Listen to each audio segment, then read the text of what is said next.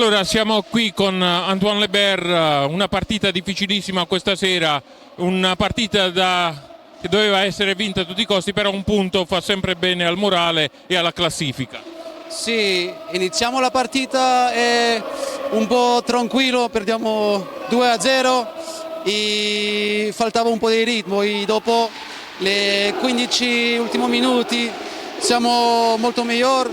E il problema alla seconda parte è che prendiamo troppo gol alle contre e questo è difficile, però siamo contenti per i punti, per la forza di carattere della squadra. Stiamo crescendo molto come squadra e fa due partite che non perdiamo punti, prendiamo punti. Adesso siamo contenti e dobbiamo continuare così. Adesso vi attende la trasferta di Montebello per poi tornare il 17 qui al Palapanzini contro il Lodi. Una partita veramente difficile quella che si disputerà qui a Giovinazzo contro il Lodi, ma quella del Montebello è una partita veramente da poter vincere perché è alla portata del Giovinazzo.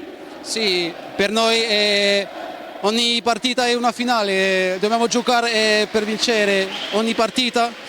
Giochiamo con la nostra forza di carattere di squadra e dobbiamo prendere il massimo di punti e solo questo. A differenza dell'attacco, la retroguardia invece prende gol a raffica. Fino ad ora sono ben 74 reti che ha preso, insomma abbastanza per un campionato di Serie 1.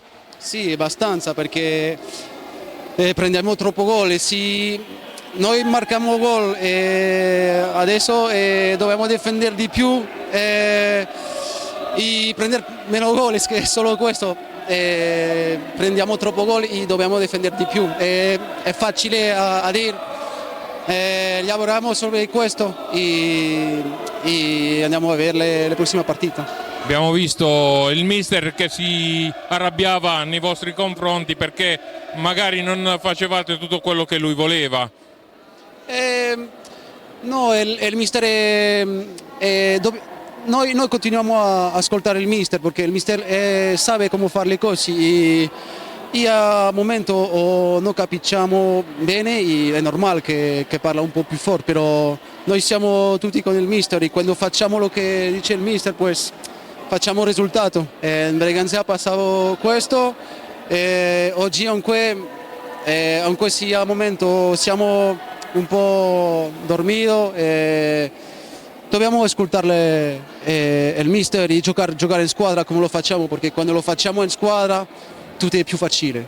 Grazie. Grazie a te, ciao.